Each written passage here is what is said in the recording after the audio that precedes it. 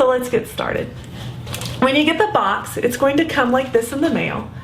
And when you open it, you'll see an example of what your painting could look like if you choose these colors, if you choose to keep these stripes, etc. The beautiful thing about these projects is that you get to decide fully how you want to do it yourself according to your taste and your style and also your home decor. What you see here inside the box is a stretched canvas. It's also called a pre-wrapped canvas. It's a canvas on a wood frame.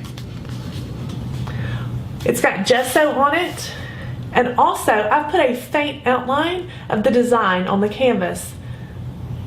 That way you have a lot of artistic elements to get you started. You can actually pick and choose the elements that you want to keep.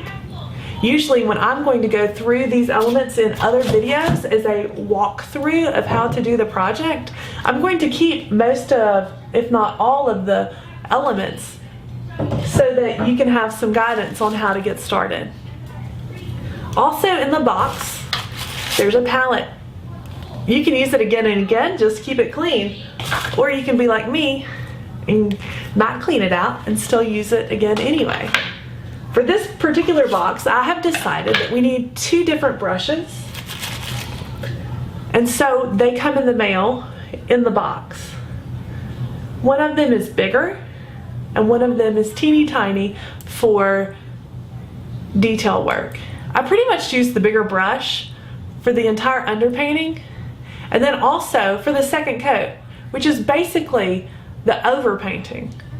It's mostly what you see when you look at my finished art project.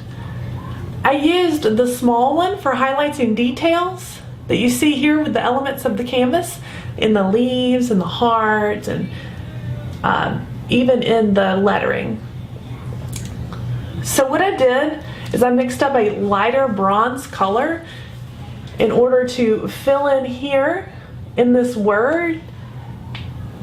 As you can see, you have lots of options to give yourself a little extra kick in the colors. So if you'll notice in the faint outline, there's a gradient of the stripes. It's light and then it goes to darker. You can choose to keep that element or you can choose to make it all the same depth of color for the stripes. It's totally up to you.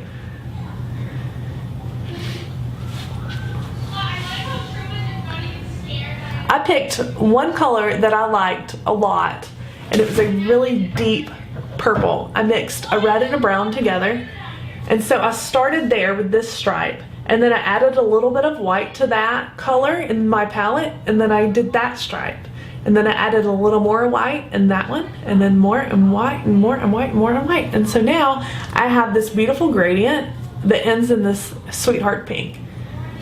Now I'd like to go ahead and go over all the paint colors. What I have done is I have packaged up 12 different art paint colors. They're acrylic, and I'd like to just go over them randomly with you. The black is a lamp black and it's really great. It has a good opacity and it blends with other colors, but you don't need a lot and it will be hard to cover over if you change your mind in the future. I have burnt sienna, which is a staple color. I have raw umber, which is a beautiful brown if you are thinking of doing some beiges and browns. These are some really great colors to get you started. I have hooker's green, which is a beautiful green color for leaves and stuff like that. Although I don't necessarily like doing realistic colors just because that's what your kindergarten art teacher told you to do, but I will use green, especially in my painting, because I feel like it looked really great against the purple. And it was so pretty whenever I decided to add the white into it also. So then I've got a crimson red, a lemon yellow. This is a beautiful ultramarine blue. This is a different green. This is viridian. And this is white. I had plenty of white. This was the one color that I almost used up. The yellow ochre is a staple color for artists in their palettes, and it is a beautiful golden yellow. And then I have vermilion, which is a bright orangey red, and then the last color is cobalt blue. So you have so many different options. You can mix paint colors, or you can just use some paint colors straight out of the tube, and you'll have plenty of paint left over to maybe paint some rocks with a friend or whatever you want to do. So I hope you stick with us every month and get another inspirational quote to paint and start building on your art and creative time.